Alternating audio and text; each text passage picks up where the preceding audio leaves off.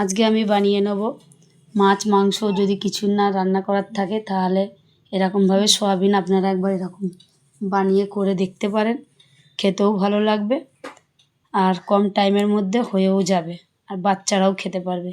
তাই সেরকমই একটা রেসিপি নিয়ে চলে এসেছি, আপনারা আমার ভিডিওর মাধ্যমে দেখতে পাবেন। ভিডিওটা দেখুন, সয়াবিন আলুর তরকারি কীভাবে আমি বানালাম। আর ভিডিওটা দেখে যদি ভালো লাগে ফলো দিয়ে রাখবেন, ইউটিউব দিয়ে দেখলে সাবস্ক্রাইব করে রাখবেন।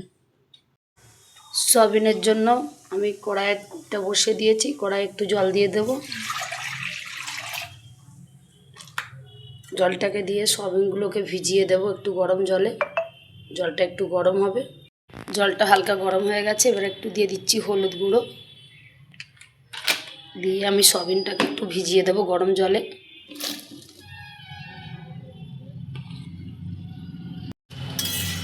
দিয়ে ভালো করে নেড়ে দিয়ে একটু ফুটিয়ে নেব, সয়াবিনগুলো নরম হয়ে যাবে। সয়াবিনটা ভালো করে ফুটে গেছে গরম জলে। এবার আমি ঢাকনা দিয়ে কিছুক্ষণ রেখে দেবো, গ্যাসটা বন্ধ করে। শিলে আমি মশলাগুলোকে ঢেলে নিয়েছি, এবারে এগুলোকে বেটে নেবো একটু। টমেটো তো খুবই নরম, টমেটো তাড়াতাড়ি হয়ে যাবে। আগে রসুন আর আদাটাকে থিতো করে নেব।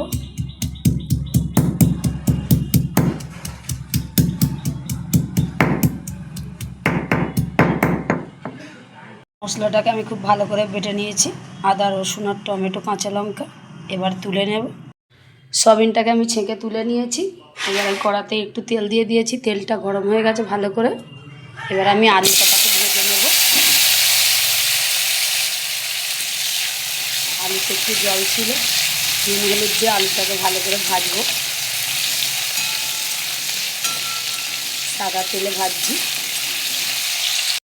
এবার একটু নুন দিয়ে দেবো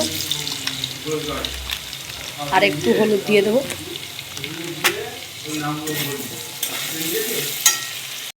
আলুটা একটু ভাজা হয়ে গেছে, হাফ ভাজা হয়েছে, এখন একটু বাকি আছে। এবার ওই আলুর সঙ্গেই আমি দিয়ে দেব সয়াবিনটা। জল ছেঁকে তুলে নিয়েছিলাম, সয়াবিনটাকেও আলুর সঙ্গে ভেজে নেব ভালো করে।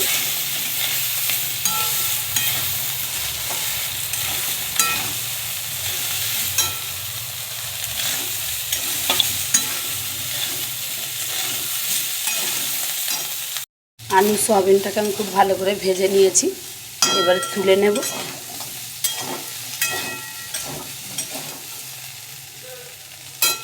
এবার ওই কড়াতেই আমি তেল দিয়ে দিয়েছি, সয়াবিনগুলো তুলে নিয়ে এবার একটু ফোড়ন করে নেব।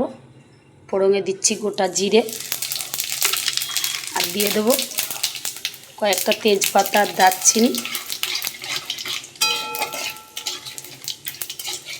দিয়ে ফোড়নটাকে করে নেব।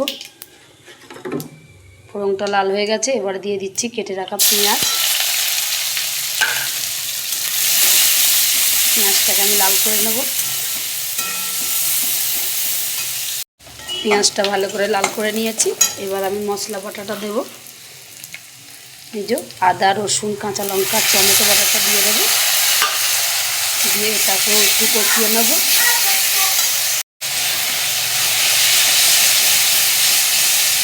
আদা রসুন কাঁচা লঙ্কাটাকে আমি ভালো করে একটু কষাবো।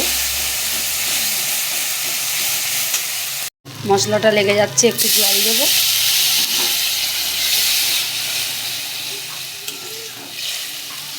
এবার আমি একে একে গুঁড়ো মশলাগুলো সব দিয়ে দেবো। এখানে নিয়ে নিয়েছি নুন হলুদ ধনে গুঁড়ো আর জিরে গুঁড়ো, এটাকে আমি সব একসঙ্গে দিয়ে দেব। দিয়ে মশলাটাকে আর একটু কষিয়ে নেব।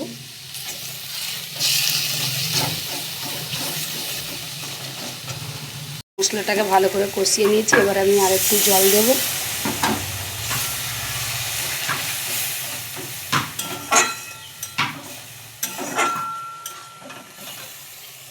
জলটা দিয়ে আর একটু ফোটাবো। ভালো করে ফুটে গেছে, এবারে ভেজে রাখা আলু আর সয়াবিনগুলো দিয়ে দেব। দিয়ে ভালো করে মশলার সঙ্গে কষিয়ে নেবো একটু।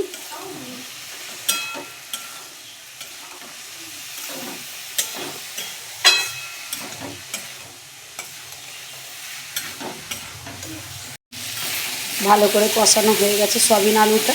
মশলাগুলো সব ভালো করে কষিয়ে নিয়েছি। এবার আমি জল দিয়ে দেবো।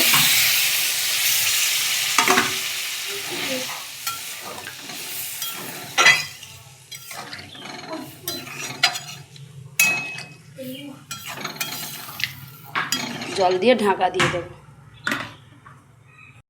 তরকারির ঢাকনাটা খুলে নিয়েছি। আলুগুলো সিদ্ধ হয়েছে কি আমি একটু দেখে নেব।